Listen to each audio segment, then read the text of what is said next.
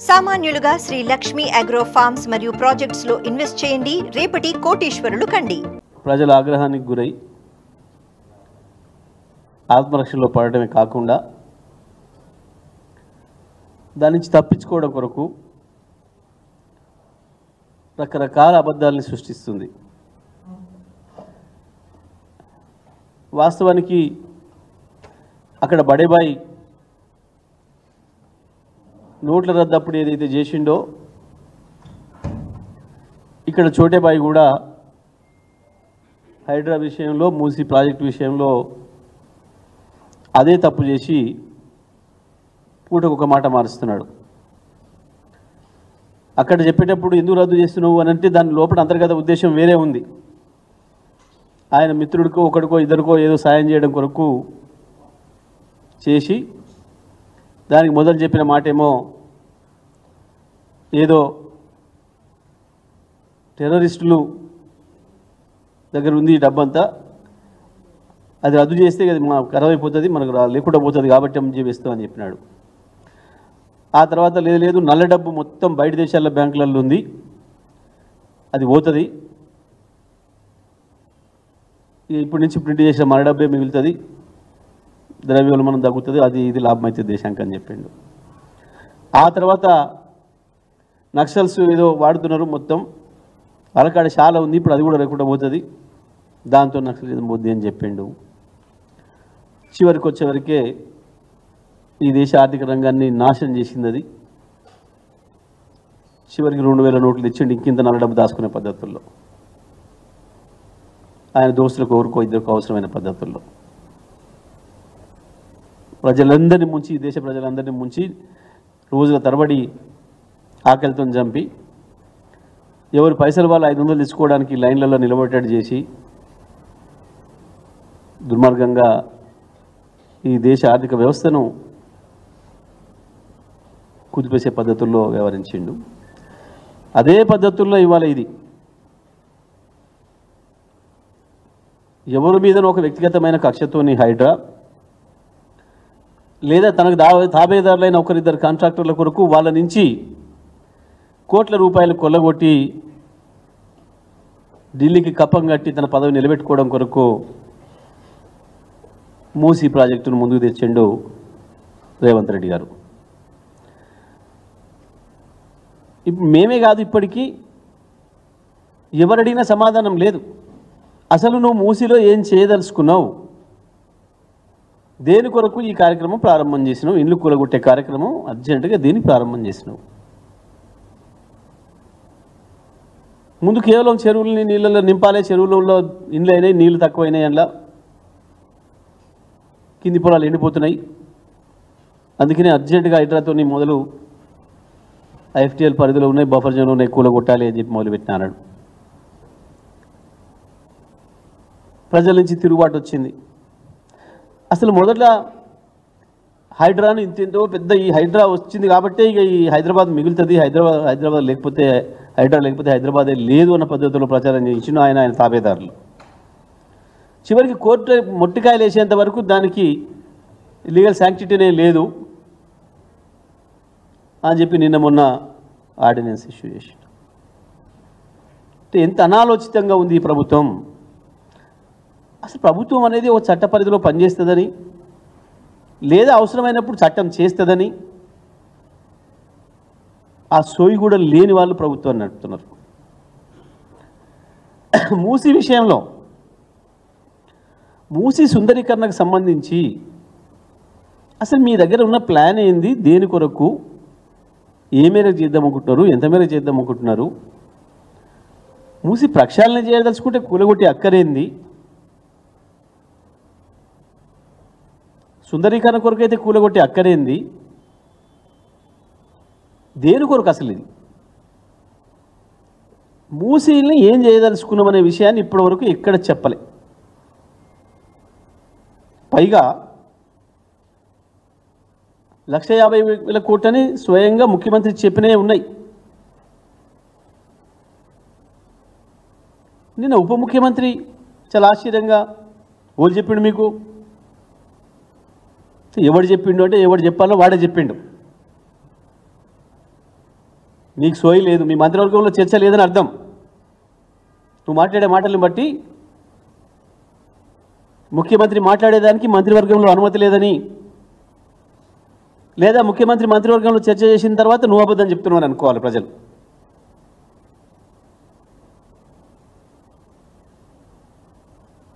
ఏది వాస్తవం ఉందా? బట్టి మెక్కున్నారుగా ఇంత పెద్ద పోజులు కొడతావు, నేను ఇంత పెద్ద మేధావి నాకేరు కానీ ఇంత కాయిదాలు పట్టుకొస్తా, ఇగో నేను నీకంటే 10 కాయిదాలు పట్టుకొచ్చిన చూడు. మొదలు పెడదామా చర్చ? 1956లో మీ చేతికి రాష్ట్రాన్ని ఇచ్చిన కానించి సకల దరిద్రాలకు మూలమైంది సమైక్య ఆంధ్రప్రదేశే. హైదరాబాదులో తెలంగాణలో సకల దరిద్రాలకు మూలమైంది. ఆ పాపం మీది, మీ కాంగ్రెస్ది. 56లో ఏముండే హైదరాబాదు? మూసి ఏముండే? చెరువులు ఎన్ని ఉండే? మూసిలో నీళ్ళు ఎంత స్వచ్ఛంగా ఉండే? 2014 నాటికి మూసి నీళ్ళ పరిస్థితి ఏంది? హైదరాబాద్ చెరువుల పరిస్థితి ఏంది? మొత్తమైపోయిన చెరువులెన్ని? ఆక్రమించబడ్డ చెరువులెన్ని? నీటి నిల్వ ఆనాడు ఎంత ఉండే? 2014 నాటికి నీటి నిల్వ ఏముండే? లెక్కలకు సిద్ధంగా ఉన్నావా? చర్చకు సిద్ధంగా ఉన్నావా? గూగుల్ మ్యాప్లు లేని కాలంలో వదిలేద్దాం, గూగుల్ మ్యాప్లు మొదలైన రోజు నుంచి తీద్దాం. ఇవన్నీ అవే, నిన్న నువ్వు చూపించిన వాటితో సహా. ఉన్నవా చర్చకు సిద్ధంగా?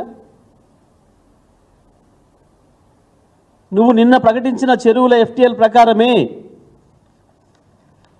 ఇగో ఈ లిస్టు. వీటిని కూలగొట్టే దమ్ముందా? వీటి జోలు పోయే దమ్ముందా నీకు, నీ ముఖ్యమంత్రికి? నీకు నీ ముఖ్యమంత్రికి వీటికి జోలికి పోయే దమ్ముందా? ఏంటివి ఇవి? క్యాండ్యూర్ స్కైలైన్ ఫైనాన్షియల్ డిస్ట్రిక్ట్లో ప్రాజెక్ట్ అంతా FTLఏ. వర్టెక్స్ విరాట్ మియాపూర్ మామూలు 90% ప్రాజెక్టు దాంట్లోనే. సుమధుర ప్యాలెస్ రాయలే పుప్పాలగూడ ఆపోజిట్ అవతార్, ఇందులో మేజరు FTLఏ. సైబర్ సిటీ ఒరియానా ఒక టవర్ దాంట్లోనే. పూజా మ్యాజిక్ SMR వినయ్ వజ్రం హానర్ సిగ్నెటిస్ ఇవి ఇక కమర్షియలీ ఫినిక్స్ ఉన్నాయి, వైష్ణవి ఉన్నాయి. ఇట్లా ఒక్కటొక్కటి. మరి ఈ లెక్కన వీటన్నిటిని మీరు గుణగొట్టుకుంటూ పోతే ఇవాళ ప్రజాధనం, దాని మీద వెచ్చించబడిన ప్రజాధనం 1,00,000 కోట్లకు పైగా వృధా అయ్యే అవకాశం ఉంది. నిన్న మొన్న మీరు కూలగొట్టినే పాపం పేద ప్రజల ఇండ్లు, ఇప్పటికే 1000 కోట్లకు పైగా ప్రజల ఆస్తి నష్టపోయినాం. పాపం అన్ని అనుమతులు ఉండి నమ్మి, రిజిస్ట్రేషన్ అంటేనే ఒక నమ్మకం, మున్సిపాలిటీ పర్మిషన్ ఇచ్చిందంటే ఇంకా నమ్మకం, ఇక బ్యాంక్ లోన్ ఇచ్చింది అంటే ఇంకా బేఫికర్ అని అనుకుంటారు పాపం ప్రజలు. ఇవన్నీ ఉన్న వాటిని కూడా ఎటువంటి నోటీస్ లేకుండా, ప్రజలకు ఊపిరి పీల్చుకునే అవకాశం లేకుండా, చిన్నపిల్లలు పుస్తకాలు తెచ్చుకోవడానికి కూడా మాకు అవకాశం ఇవ్వకుండా కూలగొట్టిర్రు అని చెప్పి ఏడుస్తుంటే సిగ్గు అనిపిస్తలేదా మీకు? ఒక పరిపాలకులుగా ఎంత దుర్మార్గంగా పిల్లలు, పెద్దలు, వృద్ధులు, ఆఖరికి నెలలు నిండిన గర్భిణీ స్త్రీలు వాళ్ళ ఆర్తనాదాలు, వాళ్ళ శోకాలు వింటుంటే మనసు అనేది ఒకటి ఉండాలి కదా. పైసల సంపాదన తప్ప మీకు ఇంకోటి అక్కర్లేదా? కేవలం చిన్నవాళ్ళని కొట్టి పెద్దవాళ్ళని భయపెట్టించి 100 కోట్లు వాళ్ళ కాడ వసూలు చేసుకొని మీ బొజ్జలు నింపుకుందామని అనుకున్న ఒక దుర్మార్గమైన పని తప్ప హైడ్రా ఇంకోటి కాదు. మూసి ప్రాజెక్ట్ అంతకన్నా ఇంకోటి కాదు. కేవలం కాసుల కొరకు కక్కుర్తిపడి హైదరాబాద్ ఇమేజ్ని నాశనం చేసే ప్రయత్నం, పేదల బతుకుల్లో మట్టి కొట్టే ప్రయత్నం, ఇది జరుగుతుంది ఇవాళ ఈ ప్రభుత్వం నుంచి. సిద్ధమా బట్టి విక్రమార్క గారు చర్చకు? మీరు మంచి యాక్షనే చేస్తున్నాడు ఈ మధ్యన విక్రమార్క గారు. రేవంత్ రెడ్డిని మించిపోతున్నాడు అబద్ధాలు చెప్పడంలో, బుకాయింపులలో. పర్వాలేదు, సీఎం కుర్చీకి నాకు కూడా ఎలిజిబిలిటీ ఉంది అని అనిపించుకోవడం కొరకు చేస్తున్నట్టున్నావు నువ్వు.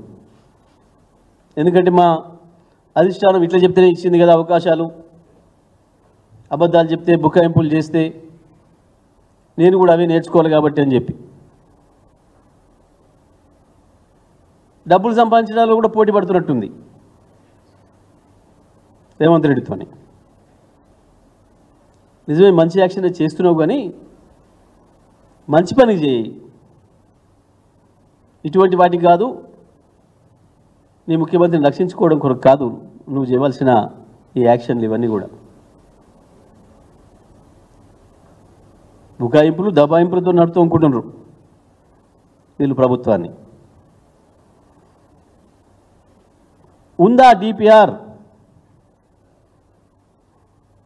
బట్టి విక్రమార్క స్పష్టంగా సూటిగా చెప్పు. మూసి మీద మీ ప్రణాళిక ఏందో ఉందా? ఈ రోజు కూడా ఉందా?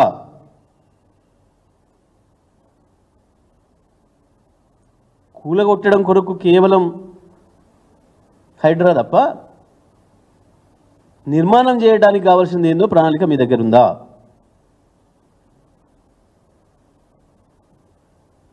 ఈ మధ్యన ఇంకో కొత్త పాట అందుకున్నారు పాపం.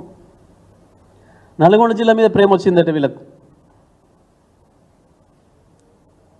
తాగే మూసి నీళ్లను మురికి నీళ్ళుగా మార్చింది మీరు. హుస్సేన్ సాగర్ ఒడ్డున నిలబడగలిగినరా? ఎవరన్నా సాయంత్రం పూట వచ్చి ట్యాంక్ బండి మీద కాసేపు కూర్చొని పోదాం, సేద తీరుదామని వస్తే ముక్కులు మూసుకోవాల్సిన పరిస్థితి. అక్కడ ఉన్న బోట్లో కాసేపు తిరుగుదామంటే ఇంటికి పోయే వరకే వాంతులు, విరోచనాలు, తలనొప్పి తప్ప ఇంకొకటి లేదు అన్నాడు. మూసి ఒడ్డున ఇక్కడి నుంచి అక్కడికి నిలబడే పరిస్థితి ఉండేనా? ఎవడు కారకుడు? మీ ముఖ్యమంత్రి పాత బాసు, కొత్త బాసులు, మీ మీ మొదటి నుంచి ఉన్న బాసులు. కాంగ్రెస్ కాదా సకల దరిద్రాలకు కారణం? ఉమ్మడి నల్గొండ జిల్లాతో పాటు ఈ రాష్ట్రం మొత్తానికి ఫ్లోరోసిస్ తెచ్చిన పాపం మీదే కదా. తీద్దామా? 1956 నాడు ఈ రాష్ట్రంలో ఫ్లోరోసిస్ ఎక్కడుంది? 2014 నాటికి ఎంత దాకా విస్తరించింది? ఎప్పుడు పుట్టింది, ఎక్కడికి విస్తరించింది? 1970 ప్రాంతంలో మీరు చేసిన పాపం వల్ల మునుగోడులో మొదలైన ఫ్లోరోసిస్, బాట్లపల్లిలో మొదలైన ఫ్లోరోసిస్ నెమ్మదిగా మునుగోడును, దేవరకొండను, ఆ నుంచి ఉమ్మడి నల్గొండ జిల్లాను, మొత్తం తెలంగాణ రాష్ట్రాన్ని కబలించింది. ఎవరిది పాపం? మీది కాకపోతే? కేవలం 2014లో మాకు అవకాశం ఇస్తే, కేసీఆర్కి అవకాశం ఇస్తే ప్రజలు 6 ఏళ్లలోనే కదా ఫ్లోరిన్ భూతాన్ని తరిమి కొట్టినాం. మూసి నీళ్ళు ఏముండే? 2014 నాటికి ఏ కత్వ దగ్గర చూసినా ఆకాశం అంత ఎత్తు వచ్చిన నురుగు కలుషితాలతోనే.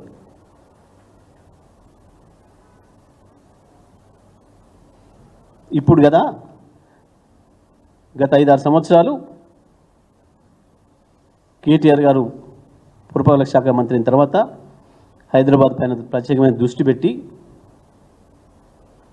ఈ మురుగునీటిని ఏ రకంగా ఆపాలి, ఈ కాలుష్యాన్ని ఏ రకంగా ఆపాలి, మీరు పెట్టిపోయిన పరిశ్రమల నుంచి వచ్చిన వ్యర్థాలు నాశనం చేస్తుంటే ఆ వ్యర్థాలని రానియకుండా చేయడం కొరకు మూసీలోకి దానికి ఒక ప్రత్యేకమైన కార్యాచరణ. హైదరాబాద్ నగరం మురికి నీరు ఏదైతే మూసీలకు పోయి కాలుష్యం చేస్తుందో ఒక్క చుక్క కూడా, ఒక్క లీటర్ కూడా డ్రైనేజీ నీళ్ళు చక్కగా మూసీలకు పోవద్దని చెప్పి దాని కొరకు 2000 MLD మురుగునీటిని పరిశుభ్రం చేయడానికి కావాల్సిన పద్ధతుల్లో మొత్తం ఎస్టీపీల నిర్మాణం జరిగింది కదా. మొన్న మా కేటీఆర్ గారి నాయకత్వంలో హైదరాబాద్ ఎమ్మెల్యేలు, రంగారెడ్డి జిల్లా ఎమ్మెల్యేలు అందరూ పోయి చూపించి చెప్పొచ్చారు, మీకు సోయి లేదు, సుందరీకరణ అంటే ఇండ్లు కూలగొట్టడం కాదు, గుడిసెల్ని కూలగొట్టి ఆకాశార్మయాలు కట్టడం కాదు, ప్రక్షాళన అంటే ఇండ్లు కూలగొట్టడం కాదు, ముందు దాంట్లోకి ఎక్కడి నుంచి మురుగు వస్తుందో, ఎక్కడి నుంచి కాలుష్యం వస్తుందో వాటిని అరికట్టడం అనేది మొదటిది. కేసీఆర్ గారు చెప్పిన మాట ప్రకారం మూసిని సుందరీకరించడానికి, మూసిని ప్రక్షాళన చేయడానికి కావాల్సిన కార్యాచరణ ప్రారంభమైంది మా ప్రభుత్వ హయాంలోనే. దానికి మొత్తం కలిపితే 16,500 కోట్ల రూపాయలు అవుతుంది అని చెప్పి స్పష్టంగా డిపిఆర్ ఇచ్చి పనులు ప్రారంభం చేసినాం. ఇంకా పెద్ద కోతలు. నల్గొండ జిల్లా రైతులకు మంచినీళ్ళు వద్దా? మీ ముఖానికి మంచినీళ్ళు అప్పుడే ఇచ్చినాం, ప్రతి ఊరికి ప్రతి ఇంటికి మంచినీళ్ళు ఇచ్చినాం, దాంతోనే ఫ్లోరిన్ని పారదోలినాం. ఇవాళ సాగునీళ్ళల్లో మంచివి ఇవ్వాలి, సాగునీళ్ళు కాలుష్యం లేని సాగునీళ్ళు కావాలి. దాని కొరకు కూడా కేసీఆర్ గారు ఆ రోజు ప్రణాళిక చేసినారు.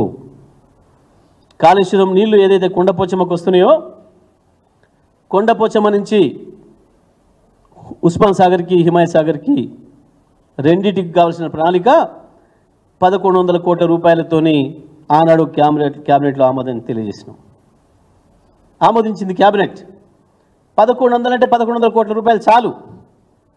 ఆ రెండు చెరువులకు నీళ్ళు తీసుకొచ్చి మూసిని మళ్ళీ గతంలో 1956 కంటే ముందు ఏముండెనో ఆ పద్ధతుల్లో పరిశుభ్రమైన నీళ్లను చివరి వరకు పంపడానికి కావాల్సిన పద్ధతుల్లో, ప్రక్షాళన చేయడం కావాల్సిన పద్ధతుల్లో అన్ని ఏర్పాట్లు చేసినాం. మేము ఒకటే ఛాలెంజ్ చేస్తూ ఉన్నాం, మీకు చేత కాకపోతే మేము అదే ఖర్చు మీద ఆ 2 ప్రాజెక్టులు పూర్తి చేయడానికి సిద్ధంగా ఉన్నాం, ఇస్తారా మాకు? మేము కేటీఆర్ గారి నాయకత్వంలో ఆ రెండింటిని, ఏదైతే కొండపోచమ్మ సాగర్ నుంచి హిమాయత్ సాగర్కు, ఉస్మాన్ సాగర్కు నీళ్ళు తీసుకొచ్చే కార్యక్రమం, అదేవిధంగా మూసి ప్రక్షాళన, సుందరీకరణ, ఈ రెండింటిని కూడా 16,500 కోట్లతోని చేయడానికి మేము సిద్ధంగా ఉన్నాం. ఉందా దమ్ము? ఇవ్వండి, మీరు అట్లనే ఉండి మాకు అవకాశం ఇవ్వండి, చేస్తాం మేము. నేను ఛాలెంజ్ చేస్తున్నాం, కట్టిన ప్రాజెక్టులతో నీళ్ళు ఇవ్వడం చేతగాలే, మేము ఇచ్చిన 24 గంటల కరెంటుని ఇవ్వడానికి చేతగాట్లే, 1,10,00,000 ఇండ్లకు మేము ఇచ్చిన మంచినీళ్ళు ఇవ్వడం చేత కావట్లే, 1,50,000 కోట్లతోని మూసి సుందరీకరణ చేస్తాడు. ఒకటే మాట నేను సూటిగా అడుగుతున్నాయి, వాళ్ళ తెలంగాణ రైతాంగం ప్రజలందరూ అడుగుతున్నారు, నీకు రుణమాఫీ చేయడానికే డబ్బులు లేవు, నువ్వు ఇచ్చిన మాట ప్రకారం 48,000 కోట్ల రుణమాఫీ చేయాల్సింది తొండి చేసి, దొంగ లెక్కలు చేసి 30,000 కోట్లకు తెచ్చి నిండా ఇయ్యాల 15,000 కోట్లు ఇంకా ఇవ్వలేకపోయినావు. 4,000 రూపాయల పెన్షన్ చేస్తానన్నావు, ఇప్పటికి కూడా 4,000 రూపాయల పెన్షన్ ఇవ్వలేకపోయినావు, అదే 2,000 కేసీఆర్ ఇచ్చినా ఇస్తున్నావు. వికలాంగులకు 6,000 ఇస్తా అన్నావు, కేసీఆర్ ఇచ్చిన 4,000 కంటిన్యూ చేస్తున్నావు. పెళ్లి చేసుకునే ఆడపడుచులకు, ఆ కుటుంబానికి, తల్లిదండ్రులకు కేసీఆర్ ఇచ్చే 1,00,000తో పాటు తులం బంగారం ఇస్తా అన్నావు, కానీ అదే 1,00,000 ఇస్తున్నావు. రైతాంగానికి రైతు భరోసా ఇస్తా, రైతు బంధు కాదు, 15,000 ఇస్తా అన్నావు, అసలు ఉన్న రైతు బంధే ఉడబిక్కినావు. మొత్తం అన్ని పంటలకు బోనస్ ఇస్తా అన్నావు. ఒక్క వరికే కాదు, వరిలో పండిన ప్రతి గింజకు, ప్రతి క్వింటాల్కి 500 బోనస్ ఇస్తా అన్నావు. ఇప్పటికీ ఒక పంట పోయింది, రూపాయి ఇయ్యలే, బోనస్ను బోగస్ చేసినావు. ప్రతి పంటకి మిర్చి, పత్తి, పెసర, మినుము, కంది, వేరుశెనగ, మొక్కజొన్న అన్ని పంటలకు ఇస్తాను రాసిచ్చినాం. ఎక్కడ రూపాయి ఇయ్యలే. ఎందుకు అంటే పైసలు లేవు. గత ప్రభుత్వం పైసలు మాకు మిగలకుండా చేసిందని మాట్లాడినాం. మరి మూసీకి 1,50,000 కోట్లు ఎక్కడి నుంచి తెస్తావు? చెప్పు సమాధానం. యా నుంచి వస్తున్నాయి మూసీకి 1,50,000 కోట్లు? ఎట్లా వస్తాయి? వీటికి ఇవ్వకుండా, రైతులకు ఇచ్చిన మాట ప్రకారం రైతులకు ఇవ్వకుండా, మహిళలకు ఇచ్చిన మాట ప్రకారం 2500 స్కీమ్ ప్రారంభం చేయకుండా,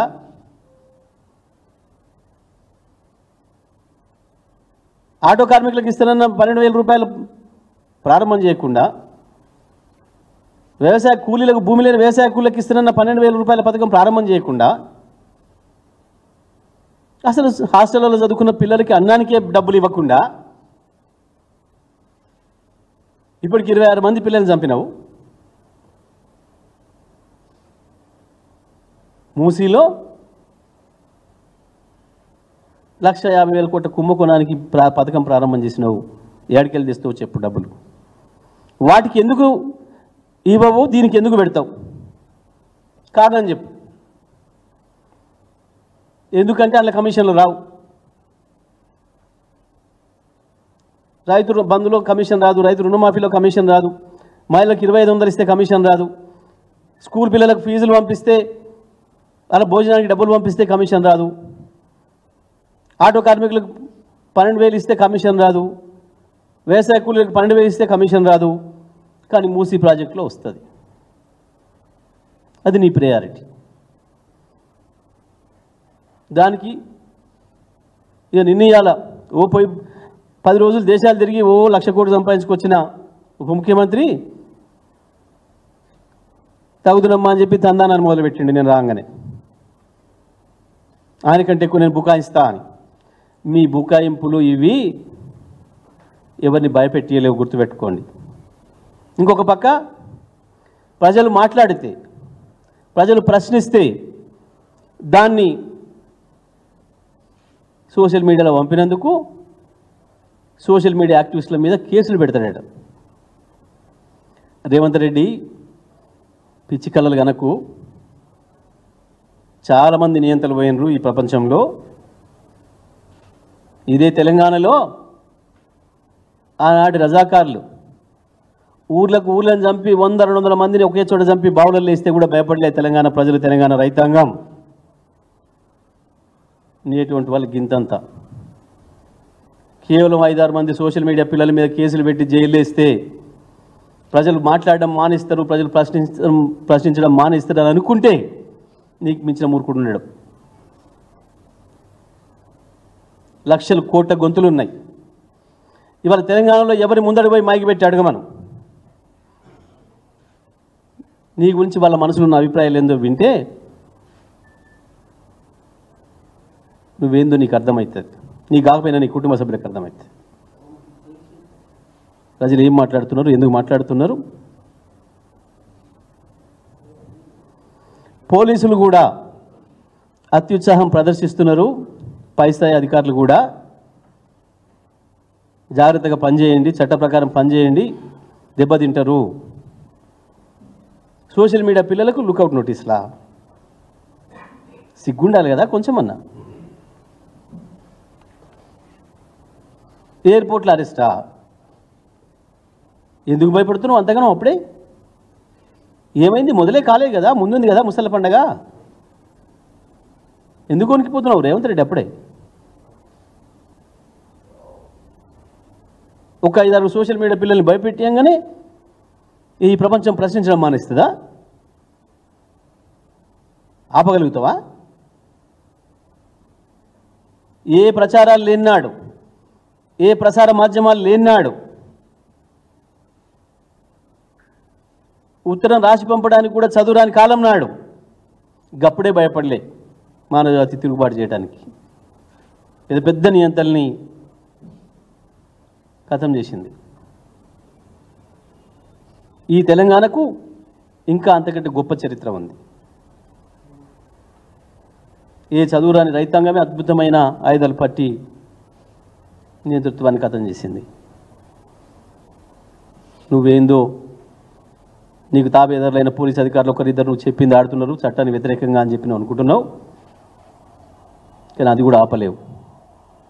నువ్వు ఎన్ని బొంకినా, నువ్వు ఎన్ని బుకాయింపులు చేసినా, మూసి పేరు మీద నువ్వు ప్రజలకు ఏదైతే ద్రోహం పెట్టినవో ప్రజల ఇండ్లు కూలగొట్టడానికి, వాళ్ళ బతుకుల్ని నాశనం చేసి నువ్వు డబ్బులు దండుకోవడానికి ప్రయత్నం చేస్తున్నావో అది ఎట్టి పరిస్థితుల్లో కూడా జరగనియదు తెలంగాణ సమాజం. తప్పకుండా వాళ్ళ ఎమ్మటి బీఆర్ఎస్ పార్టీ ఉంది, కేసీఆర్ ఉన్నాడు, వాళ్ళని కాపాడుకుంటాం. మీ బండారం బయట పెడతాం, ప్రజల్లో మిమ్మల్ని దోషులుగా నిలబెడతాం. తప్పకుండా న్యాయాన్ని గెలిపించుకొని తీరుతాం.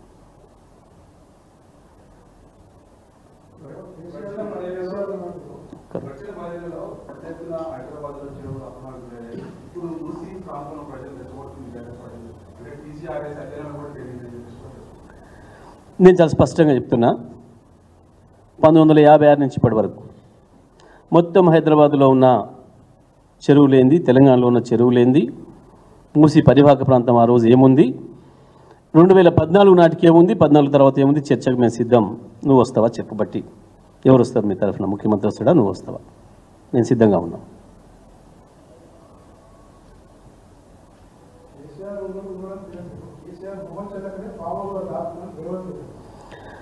మా చిన్న సోషల్ మీడియా పిల్లని చూసే నీకు వణుకుతుంది, గడగడ లాగు దడుస్తుంది. కేసీఆర్ కావాలా దానికి? ఇంక ఇప్పుడే కేసీఆర్ కావాలా దానికి? అదే మరి ఏమవుతుంది? ఎందుకు అడుగుతున్నావు మరి కేసీఆర్ కావాలి నువ్వు? మా దానికి కూడా అక్కర్లేదు. మా చిన్న సోషల్ మీడియా పిల్లోడు బెంగళూరులో అరెస్ట్ చేసుకున్న వాళ్ళు కోర్టు నోటీసులు ఇచ్చి నీకు అప్పుడే కేసీఆర్ తొంకరవాడదా? మా అన్నీ దాటితే కదా, మా లెవెల్స్ అన్ని దాటితే కదా కేసీఆర్ దగ్గర పోయేది నువ్వు.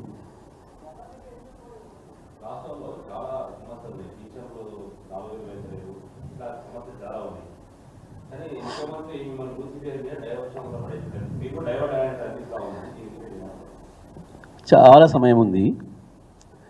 ముఖ్యమంత్రి మమ్మల్ని హైదరాబాద్ పేరు మీద, మూసీ పేరు మీద మమ్మల్ని డైవర్షన్లో పడేలే. ఒక దాంట్లో నుంచి బయటపడడం కొరకు ఇంకోటి సృష్టించుకొని డైవర్షన్ పాలిటిక్స్ చేస్తానని అనుకుంటున్నాడు ఆయన. కానీ ఎక్కడికి పోవు, ఏది మర్చిపోరు ప్రజలు. అన్ని లెక్క రాస్తారు, అన్ని లెక్క రాస్తారు ప్రజలు. ఎక్కడికి పోతారు? ఇంకా సమయం ఉంది కదా.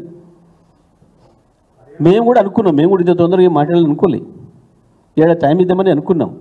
ఆయన 100 రోజులే పెట్టుకున్నా మేము 100 రోజుల కొరకు తొందర పడలే. కానీ ప్రజలు ఏం మాట్లాడుతున్నారు, ప్రజల తిరుగుబాటు ఎట్లుంది, ప్రజల చైతన్యం ఎట్లా ఉంది, ప్రజలు బహుశా నాకు తెలిసి మొత్తం ఈ మధ్యకాలంలో మన రాజకీయ చరిత్రలో, సమకాలీన రాజకీయ చరిత్రలో మొట్టమొదటిసారిగా ఒక పార్టీ ఆఫీస్కి ప్రజలు మహిళలతో సహా, ఎన్నడూ ఇంట్లో నుంచి బయటకు వెళ్ళని ముస్లిం మహిళలతో సహా వందలాది మంది వచ్చి మీరు రండి మా తరఫున కొట్లాడని అడిగిన ఒక దృశ్యం ఇక్కడనే చూసినాం.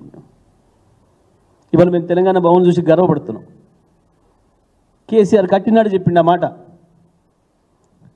తెలంగాణ భవన్ అంటే కేవలం ఒక బంగ్లా కాదు, ఇది తెలంగాణ ప్రజల ధైర్యానికి ప్రతీక, ఆత్మగౌరవానికి ప్రతీక, తెలంగాణ ప్రజలకు అండ ఇది అనే మాట కట్టినాడే చెప్పిండు. ఇవాళ మేము ఆ వచ్చే ప్రజలను చూసి మేము నిజంగా కూడా గర్వపడుతున్నాం. కేసీఆర్ ఆ రోజు చెప్పిన మాట, 2004లో ఇది ప్రారంభం చేసినట్టు చెప్పిన మాట ఇవాళ నిజమై తీరుతుంది అక్షరాల. ఈ రాష్ట్ర ప్రజలు ఎక్కడ దోపిడికి గురైనా, మోసానికి గురైనా, ఈ ప్రభుత్వం చేత ద్రోహానికి గురైనా ఇది మాకు ఒక కేంద్రం ఉంది అనే భావన, ఆ భరోసా ఇవ్వడం అనేది నిజం కూడా మేమందరం కూడా బీఆర్ఎస్ పార్టీ కార్యకర్తలకు గర్వపడుతున్నాం.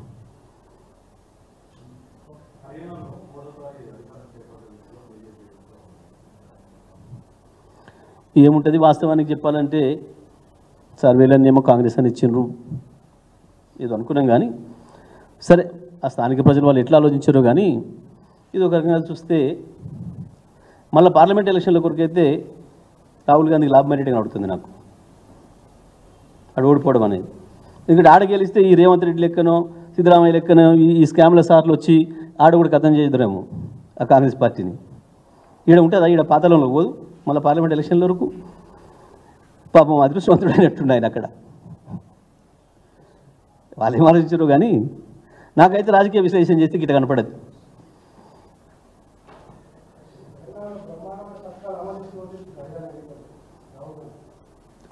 పాపం ప్రజలకు నిజం అర్థమైనట్టుంది అక్కడ. రాహుల్ గాంధీ ఏం చెప్పినా ఎవరైనా చెప్పినా ప్రజలకు బెంగళూరులో ఏమవుతుంది, కర్ణాటకలో ఏమవుతుంది, తెలంగాణలో ఏమవుతుంది అర్థమైనట్టుంది. నేనేమంటున్నా, వాళ్ళు ఏం ఆలోచించారో మనకి తెలియదు. రాహుల్ గాంధీ చెప్పి తీసుకోలేదని కనబడ్డది. మన దగ్గర కూడా కర్ణాటక ఎన్నికలు అయిన తర్వాత తక్కువ సమయంలో ఎన్నికలు అయినాయి కాబట్టి ఇక్కడ ప్రజలు కూడా మోసపోయారు. కానీ కొంచెం ఆలస్యమైన నుండి ఇట్లుండేది కాదు ఫలితం. బహుశా ఇది అయిపోయి కూడా 7, 9 నెలలు 10 నెలలు అయింది కాబట్టి హర్యానా ప్రజలు కూడా తెలుసుకుంటారు వాస్తవాలు. మళ్ళీ మనకొక సిద్ధరామయ్యో మనకొక రేవంత్ రెడ్డి వస్తారని భయపడ్డట్టున్నారు. Okay, right.